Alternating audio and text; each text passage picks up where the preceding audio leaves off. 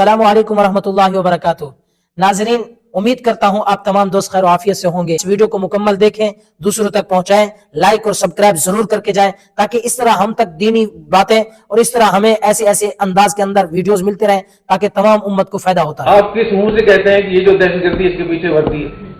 हम अपने हाथ अपनी जान हथेली पे रखकर आए हैं। पाकिस्तान में बहुत सारे मजहबी जमातें, बहुत सारी सियासी पार्टियां, बहुत सारे इनफरादी लोग वो सहूलतकारी का इस्तेगाल कर रहे हैं। ये भी वैसे ही जुर्म है जैसे कि वो जुर्म है कि जो लोग सहूलतकारी करते हैं वो खवारिज से भी बदतर है। पाकिस्तान में जो लोग मुसल्लह या जो जंग लड़ रहे हैं उनकी दो किस्में हैं। बाद वो लोग हैं जो कौमियत के नाम पर लड़ रहे हैं, वो सिर्फ बागी हैं। बाद वो लोग हैं जो तकफीर भी करते हैं हमारी अफवाज की। तो ऐसे लोग बागी भी हैं और खवारिज भी हैं। ये जहन्नमी कुत्ते हैं और इनसे जो भी लड़ेगा वो इस धरती पे बेहतरीन मुजाहिद होगा, और जो लोग इनके हाथों से मारे जाएंगे फितरतुल खवारिज, वो बदतरीन लोग होंगे। हम अपनी अफवाज को मुजाहिद समझते हैं और उनके इस जिहाद को हमको सराहते हैं, और हम अपने लिए इन अपनी अफवाज को बहुत बड़ी एक सहारा और नेमत समझते हैं। जिन खवारिज को हमारी फौज, हमारे लोग कत्ल करेंगे वो बदतरीन मुर्दार होंगे, और इसमें अगर हमारी जान भी जाती है तो हम इस पर अल्लाह ताला का शुक्र अदा करें। उन्होंने बाकायदा ग्रेटर अफगानिस्तान की भी बात चलाई हुई है। इसके लिए उन्होंने नक्शे छापे हुए हैं,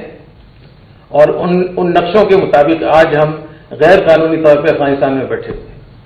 वो कहते हैं अटक तक हमारा है। और जंग के दौरान जो लोग ऐसी बात करते हैं जिससे दुश्मन को फायदा पहुंचता है, या दुश्मन की जो हमलावर होते हैं उनको फायदा पहुंचता है, या अपने मुल्क की फौज को नुकसान होता है, तो पूरी दुनिया में ऐसे शख्स को गद्दार कहा जाता है, ऐसे शख्स को बागी कहा जाता है कि दुश्मन को फायदा पहुंचा रहा है। 4-5 चीजें मैं बहुत साफ साफ कहना चाहता हूँ, क्योंकि ये एक जंग है और जंग लड़ने के लिए क्लियरिटी बहुत ज़रूरी है। और ख़ास तौर पर खैबर पख्तूनख्वा में अभी तक इतनी बड़ी बर्बादी के बावजूद लोग समझ नहीं रहे कि ये जंग है।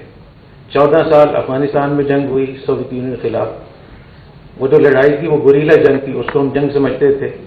फिर 7 साल मुल्ला उमर साहब रहमतुल्लाह अलैह का जब मौका आया तो उसको भी हम जंग कहते थे। फिर 20 साल नेटो के खिलाफ जंग हुई, उसको भी हम जंग समझते थे। उससे ज़्यादा सख्त जंग आज यहाँ खैबर पख्तूनख्वा और बलूचिस्तान में हो रही है। तो हम इसको जंग समझें और जंग के तौर पर लें, और जंग के दौरान जो लोग ऐसी बात करते हैं जिससे दुश्मन को फायदा पहुंचता है, या दुश्मन की जो हमलावर होते हैं उनको फायदा पहुंचता है, या अपने मुल्क की फौज को नुकसान होता है, तो पूरी दुनिया में ऐसे शख्स को गद्दार कहा जाता है, ऐसे शख्स को बागी कहा जाता है कि दुश्मन को फायदा पहुंचा रहा है। एक तो मैं ये बात करूंगा कि एक जंग है, और जब जंग होती है तो जंग के उसूल ज़ाबित आम आला से अलग होते हैं। नंबर 2, अफगानिस्तान की जो मौजूदा हुकूमत है इमारत इस्लामी अफगानिस्तान, इस वक्त में बाकायदा वो हमसे जंग कर रही है। ये जो हम कह रहे हैं कि फितनतुल खवारिज और फितनतुल हिंदुस्तान, BLA और TTP, ये उनके हरकारे और जंगजू हैं। असल पीछे इसके शेख हिबतुल्लाह साहब हैं, और शेख हिबतुल्लाह साहब के पीछे इसराइल है और इंडिया है, और वो कुव्वतें हैं जो पाकिस्तान को एटमी कुव्वत से मारूम करना चाहती हैं।